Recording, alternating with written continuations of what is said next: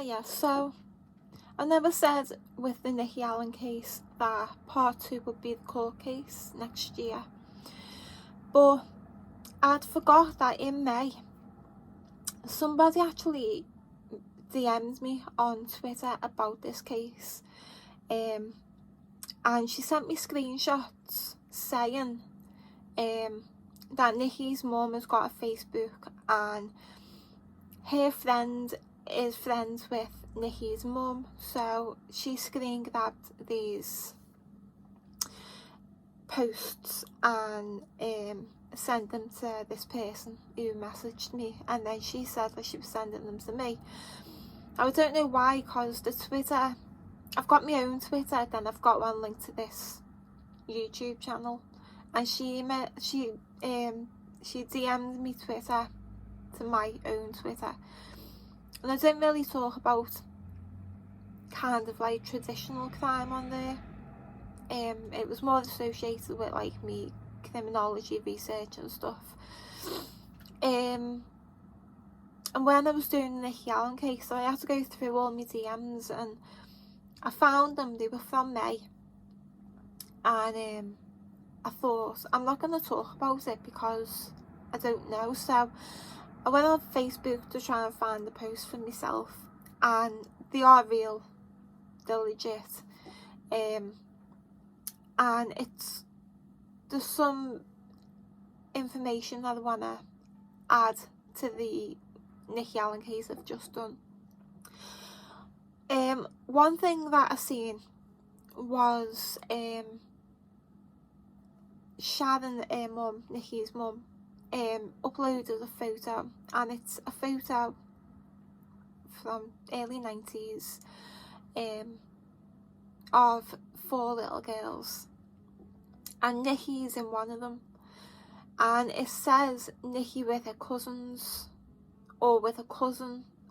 I'm guessing one of them might be I don't know, but Nikki was the smallest, so I'm guessing, I don't know. I did have questions about Nikki's cousin and what happened when they left that flat, and she looks maybe a year or 2 older than Nikki in size. Might be wrong, might be the same age, but she certainly isn't younger. But yeah, I looked through some of the posts, and I was hoping to see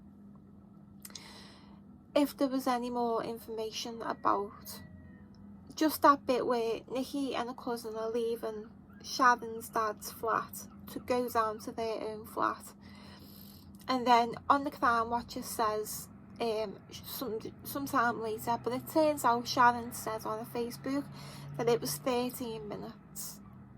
So in 13 minutes, I'm guessing Crime Watcher knew that, because Sharon strikes me as someone who, you know, she's telling the truth doesn't change.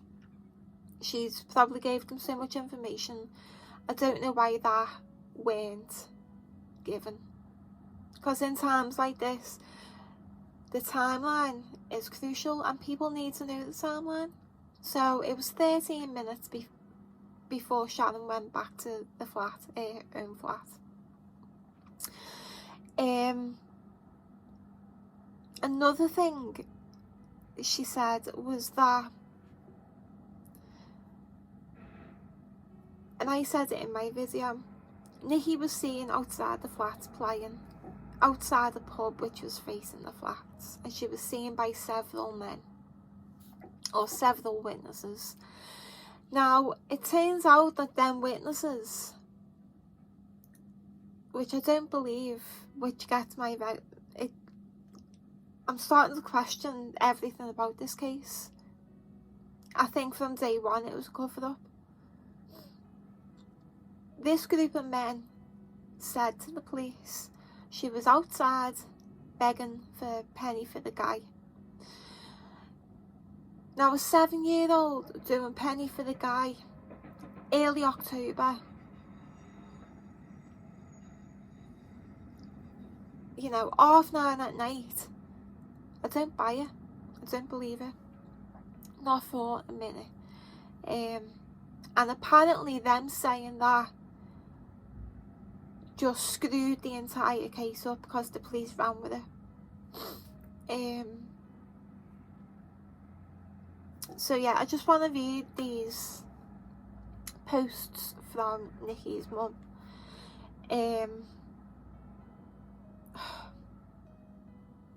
My heart breaks for this woman, you know, because every post, apart from the one she's talking about her grandbabies and her daughters and stuff, or thanking people for kindness, every post, the anger is palpable. Without even seeing a body language, hearing a tone, seeing facial expressions, I can feel her pure rage. And it's justifiable. She doesn't go into detail, I'd love to speak to her, but she also says that she's had a few arrests.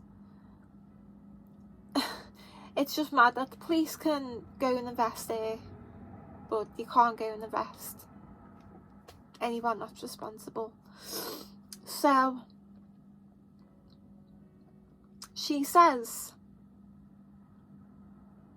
the first suspect charged with Nikki's murder, he was found not guilty, but then he gave details only he knew and only the coroner knew. The second suspect has links with the first suspect, and now he's doing time for murdering 4 victims in Sunderland. The third suspect is linked to the first and the second suspect.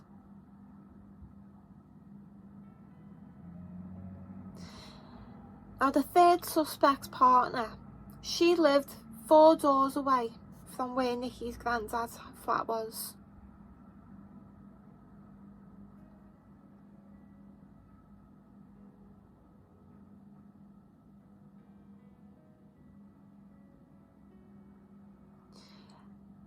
After Nikki's murder, Sharon knocked on this house and spoke to the woman, the girlfriend, and said, "Why did your boyfriend go missing when Nikki was murdered?" They'd gone missing at the same time.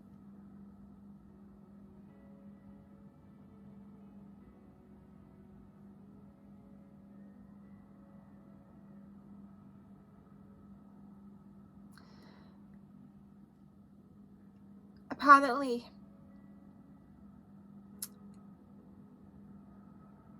he is a known paedophile,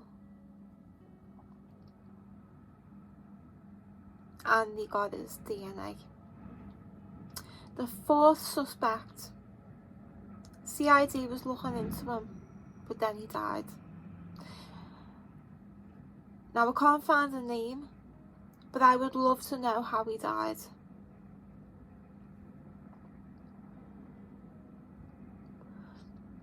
Sharon believes that this was some sort of paedophile ring,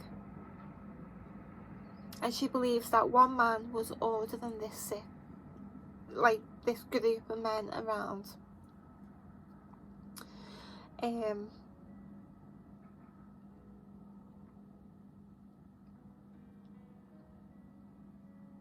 Yeah, and she even goes on to say the public didn't know it was a paedophile ring the night Nikki went missing.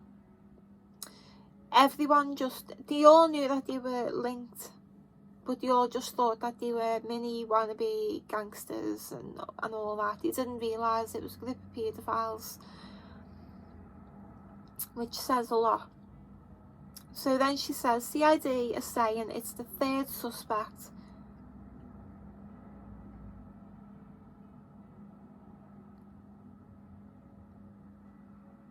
So 4 years ago in 2018, that lad was arrested and he was released under investigation. January 2022, he is charged. And she actually said that CID have actually told her the date. I'm sure it's, don't quote me, it's the 23rd or 24th of April when that one goes to court. So it's interesting CID is saying, oh no, it's definitely the third suspect.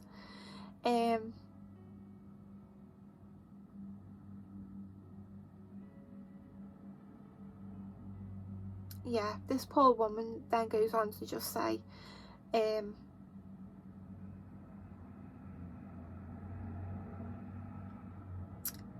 the house who Sharon knocked on and said, have you seen Nikki, Willie's partner? And she said that the partner was with the fourth suspect in the case. And then it turns out years later, this woman's son is actually a paedophile and he's in prison. He was in Nikki's class in school.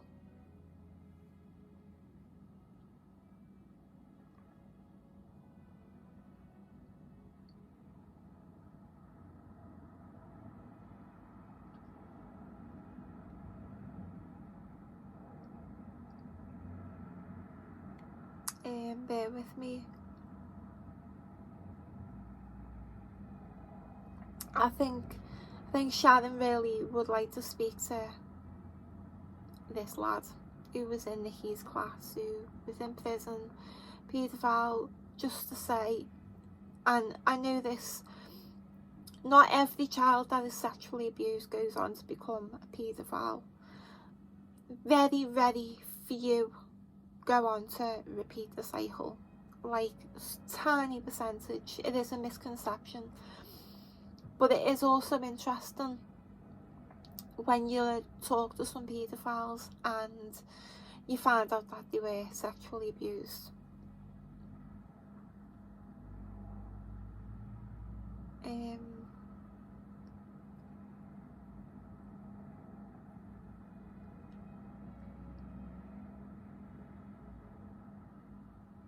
Oh yeah, and then this post is about the statement that Nikki was doing Penny for the guy outside the pub. Even though Sharon says that Nikki didn't know what Penny for the guy was.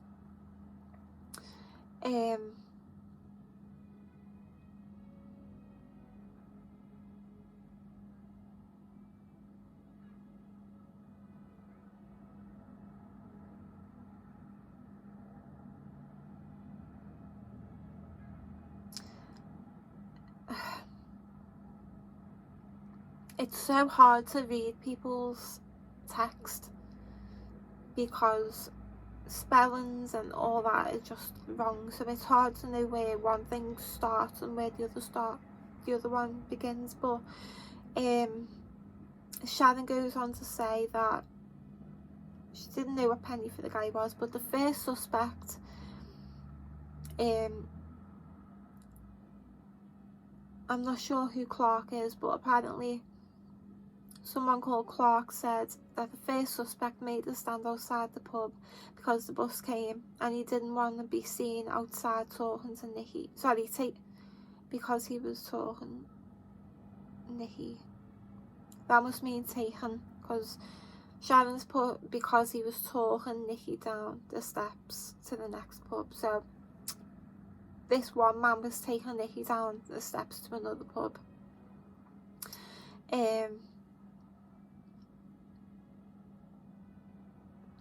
This was 9:30 at night.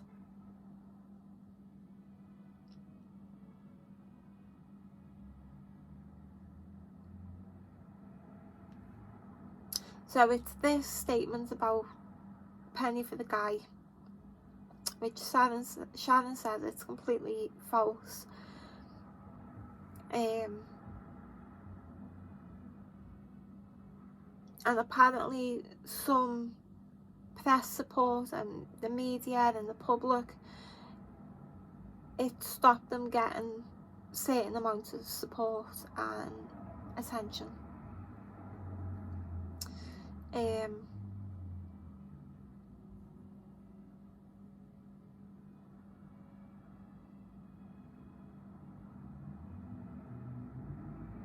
Yeah, so that picture I said before, it's the first day back at school after the holidays, and it's of Nikki, her sister Stacey, and her two cousins Tanya and Kimberly.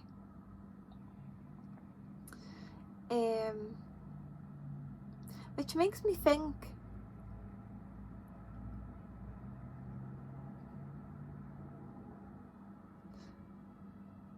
when the media, and Crime Watch in particular, says that Nikki had 3 sisters, does she have 1 sister and 2 cousins and they all live together? That dynamic, it's weird.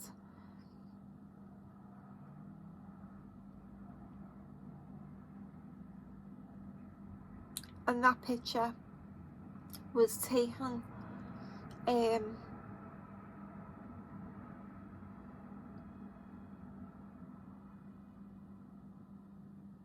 no, I don't know what that bit means. And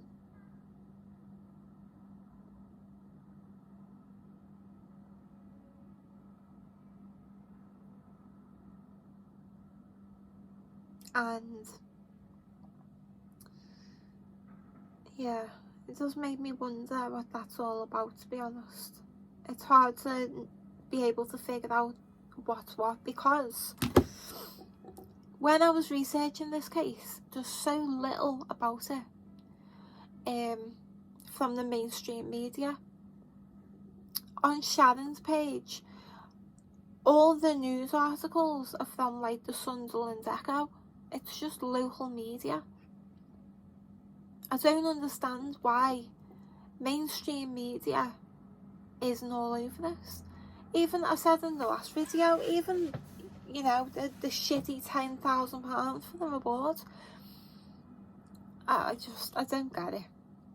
I really don't. But by the sounds of it, again, I would like more to speak to Sharon, because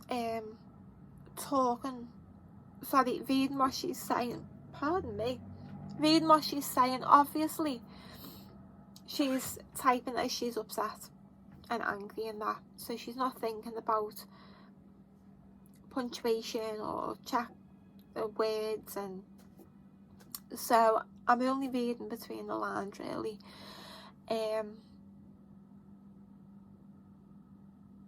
But yeah, we'll see in April.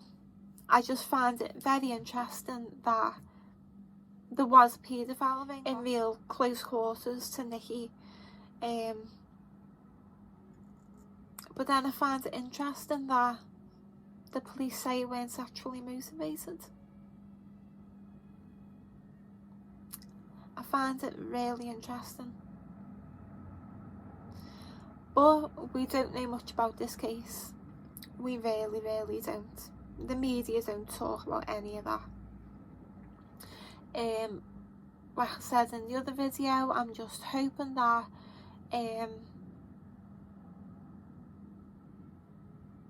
the truth comes out in April in the court case. But yeah, my heart breaks for Sharon and her family. She needs this conviction, and she needs the truth to be known.